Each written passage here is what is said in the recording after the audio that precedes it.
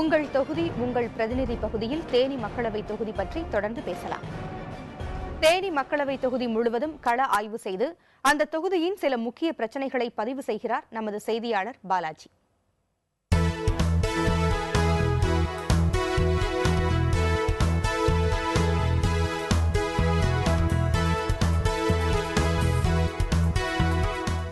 கும்பகோணத்துக்கு அடுத்தபடியாக வெற்றிலை சாகுபடியில் ஒரு முக்கிய இடத்தை பிடிச்சிருக்கிறது பார்த்தீங்கன்னா வடுகப்பட்டி, சின்னமனூர், கம்பம், சோழவந்தான் ஆகிய பகுதிகள் தான். இந்த பகுதியில் பார்த்தீங்கன்னா ஒரு 600 ஹெக்டேர் பரப்பளவில் வெற்றிலை சாகுபடி செய்யப்படுகிறது. இந்த வெற்றிலை தொழில ஒரு 5000 பேர் இந்த வெற்றிலை தொழில் நம்பியிருக்காங்க. இப்போ பார்த்து நம்ம வெற்றிலை தோட்டத்தை நம்ம பார்த்துக்கிட்டு இருக்கோம்.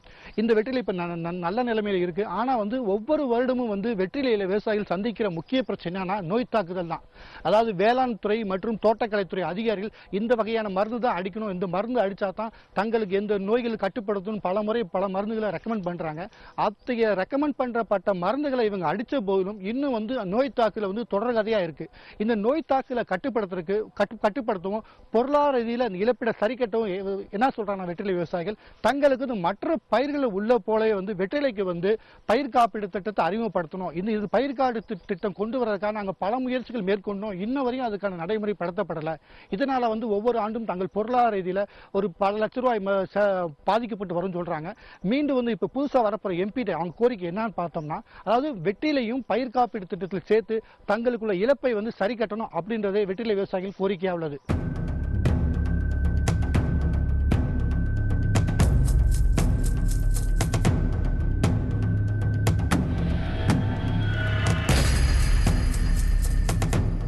தேனி மாவட்ட மக்களின் 90% குடிநீர் தேவையை பூர்த்தி செய்வது முல்லை பெரியாறு அணையிலிருந்து வரும் தண்ணீர் தான் முக்கிய காரணமாக திகழ்கிறது.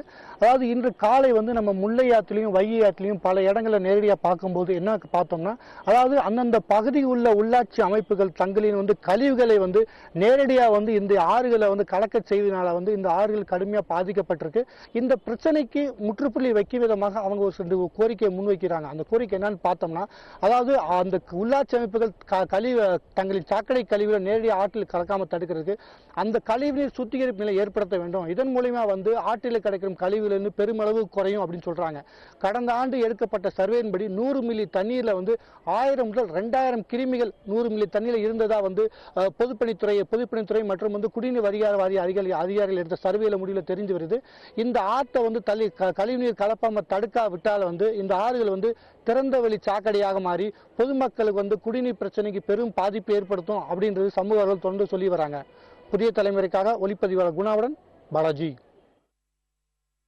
தேனி மக்களவை தொகுதி பற்றி பேசி வரும் நிலையில் இந்த தொகுதியின் எம்பியான ஆருண் ரஷீத்தின் அரசியல் பயணம் பற்றி அறிந்து கொள்வது அவசியம். அதை இப்பொழுது பார்க்கலாம். தேனி மக்களவை தொகுதி உறுப்பினராக தேர்வு செய்யப்பட்ட ஆருண் ரஷீத் காங்கிரஸ் கட்சியில் இணைந்து வடசென்னை கிளை செயலாளராக தமது அரசியல் வாழ்வை தொடங்கியவர். பின்னர் படிப்படியாக உயர்ந்து 1991 தமிழ்நாடு காங்கிரஸ் சிறுபான்மை பிரிவு மாநில தலைவரானார். 1996 காங்கிரசிலிருந்து விலகி தமாகவில் இணைந்து அக்கட்சி சார்பில் வில்லிவாக்கம் சட்டப்பேரவை தொகுதியில் போட்டியிட்டு வெற்றி பெற்றார்.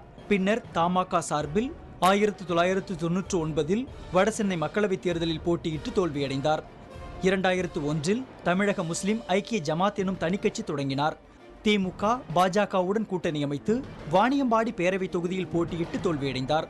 தேர்தலுக்கு பிறகு அதே ஆண்டு கட்சியை கலைத்துவிட்டு மீண்டும் காங்கிரஸில் இணைந்தார். 2004 மக்களவைத் தேர்தலில் தேனி மாவட்டத்தை உள்ளடக்கிய பெரியகுளம் தொகுதியில் போட்டியிட்டு வெற்றி பெற்றார். தொகுதி மறுசீரமைப்புக்கு பிறகு 2009 மக்களவைத் தேர்தலில் தேனி தொகுதியிலிருந்து தேர்ந்தெடுக்கப்பட்டார். தேனி மக்களவை தொகுதி உறுப்பினராக ஆருண் ரஷீத் தேர்ந்தெடுக்கப்பட்ட பிறகு கடந்த 5 ஆண்டுகளில் அவரது தொகுதியில் எவ்வளவு நிதி செலவிட்டிருக்கிறார், அவர் மக்களவையில் எத்தனை கேள்விகள் கேட்டிருக்கிறார் என்பன போன்ற அவரது செயல்பாடுகள் பற்றிய தொகுப்பை இப்பொழுது பார்க்கலாம். 2009ஆம் ஆண்டு முதல் 2013ஆம் ஆண்டு வரை மக்களவையில் நடந்த விவாதத்தின் போது தேனி மக்களவை தொகுதி உறுப்பினர் ஆருண் ரஷீத் மொத்தமாக 348 கேள்விகளை கேட்டிருக்கிறார். இதில் 23 கேள்விகளுக்கு பதில் கிடைத்திருக்கிறது. பதில் கிடைக்காத கேள்விகள் 325. ஒவ்வொரு மக்களவை தொகுதி உறுப்பினருக்கும் கடந்த 5 ஆண்டுகளில் 19 கோடி ரூபாய் தொகுதி மேம்பாட்டு நிதியாக ஒதுக்கப்பட்டிருக்கிறது. அந்த நிதியில் தேனி மக்களவை தொகுதியில் உள்ள ஆண்டிப்பட்டி தொகுதிக்கு 3 கோடியே 7 லட்சம் ரூபாய், பெரியகுளம் தொகுதிக்கு 4 கோடியே 20 லட்சம் ரூபாய், போடி தொகுதிக்கு 1 கோடியே 83 லட்சம் ரூபாய், கம்பம் தொகுதிக்கு 3 கோடியே 4 லட்சம் ரூபாய், உசிலம்பட்டி தொகுதிக்கு 4 கோடியே 68 லட்சம் ரூபாய், சோழவந்தான் தொகுதிக்கு 1 கோடியே 28 லட்சம் ரூபாய் என மொத்தம் 18 கோடியே 10 லட்சம் ரூபாய் செலவிடப்பட்டிருப்பதாக எம்பி ஆரூன் ரஷீத் தெரிவித்திருக்கிறார். தேனி மக்களவை தொகுதி உறுப்பினர் ஆரூன் ரஷீத் கடந்த 2009 நடந்த தேர்தல் பிரச்சாரத்தின் போது மக்களுக்கு கொடுத்த வாக்குறுதிகளையும் அவர் நிறைவேற்றியவற்றையும் இப்பொழுது பார்க்கலாம். தேனி மக்களவை தொகுதியில் போடி மதுரை இடையேயான ரயில் பாதை அகல ரயில் பாதையாக மாற்றப்படும் என்று வாக்குறுதி அளித்திருந்தார் JM ஆரூன். ஆனால் இந்த வாக்குறுதி நிலுவையில் இருக்கிறது.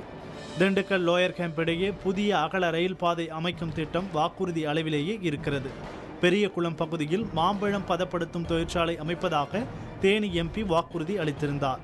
அந்த வாக்குறுதியும் நிலுவையில் இருக்கிறது. 18ஆம் கால்வாய் திட்டத்தை போடி வரை நீட்டிக்கும் வாக்குறுதி மீது இதுவரை நடவடிக்கை இல்லை. தேனி மாவட்டத்தில் கேந்திர வித்யாலயா பள்ளி அமைக்கப்படும் என்ற வாக்குறுதியும் நிலுவையில் இருக்கிறது. உசிலம்பட்டியில் பல ஆண்டுகளாக கிடப்பில் இருக்கும் 58ஆம் கால்வாய் திட்டத்தை முடிப்பதாக MP ஆரூன் தெரிவித்திருந்தார். இதில் கிட்டத்தட்ட 80% பணிகள் நடந்துள்ளன. வருஷ நாடு கிழவன் கோவில் முதல் காமராஜபுரம் வரை சாலை வசதி செய்து தரப்படும் என்று சொன்னது வாக்குறுதி அளவிலேயே இருக்கிறது.